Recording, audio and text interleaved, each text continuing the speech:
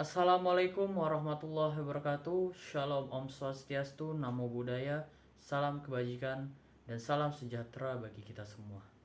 Yang saya hormati Ibu Yeti Husnul Hayati SEMM selaku dosen mata kuliah Business Communication.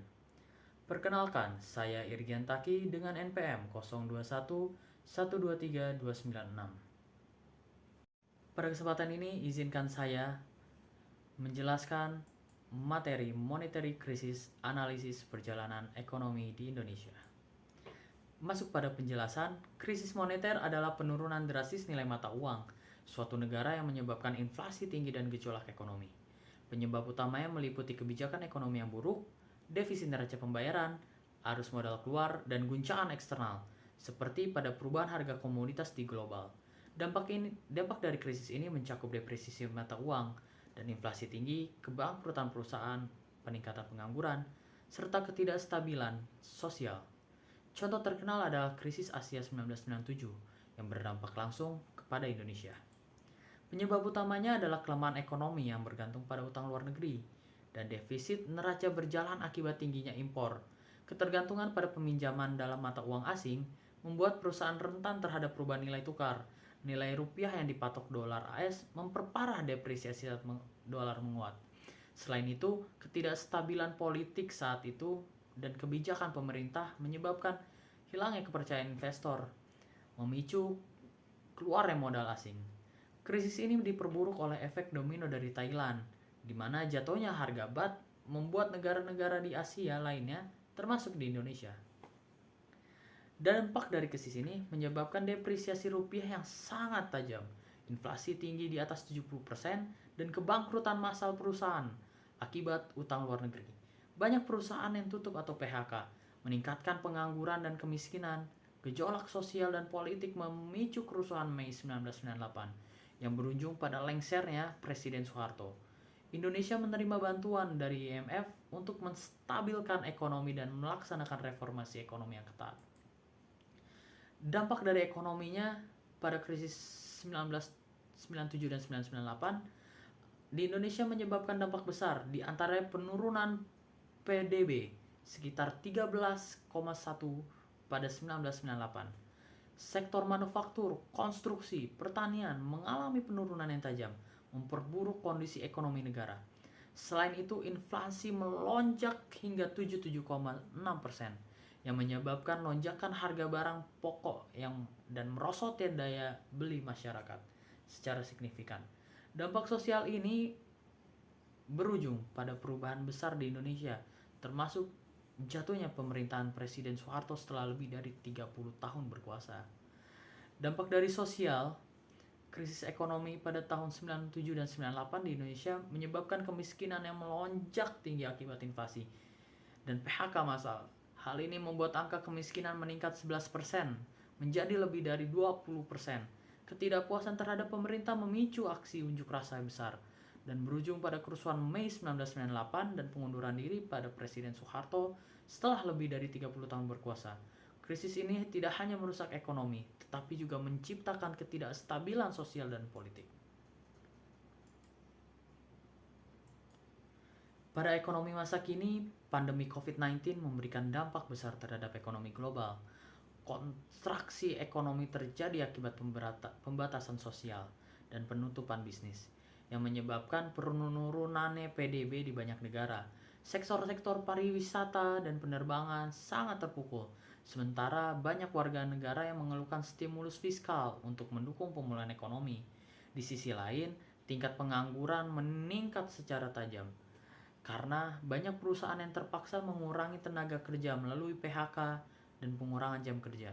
Menciptakan lapangan kerja baru juga terbatas dan kebutuhan keterampilan berubah dengan permintaan lebih tinggi untuk keterampilan digital. Dampak-dampak ini menjadi tantangan yang besar dalam upaya pemulihan ekonomi global. Selama pandemi COVID-19, pemerintah mengambil dua langkah utama untuk pemulihan ekonomi. Yang pertama adalah stimulus fiskal, diberikan dalam bentuk bantuan langsung kepada individu, perusahaan, seperti subsidi gaji, bantuan sosial, dan insentif pajak, guna mendukung daya beli masyarakat dan sektor usaha yang terdampak. Yang kedua, pemerintah meluncurkan program pemulihan ekonomi nasional atau yang disebut PEN, yang bertujuan mempercepat pemulihan ekonomi dengan mengalokasikan dana sektor kesehatan UMKM, pinjaman perusahaan, dan insentif industri.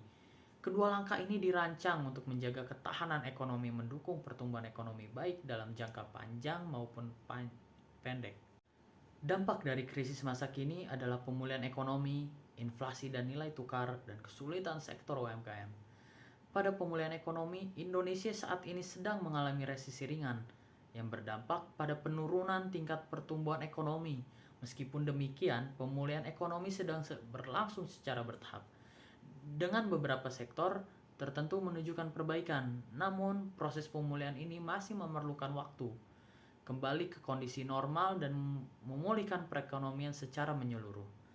Pada inflasi dan nilai tukar, terjadi kenaikan inflasi yang menyebabkan peningkatan harga barang dan kebutuhan dasar, sehingga beresiko menurunkan daya beli masyarakat.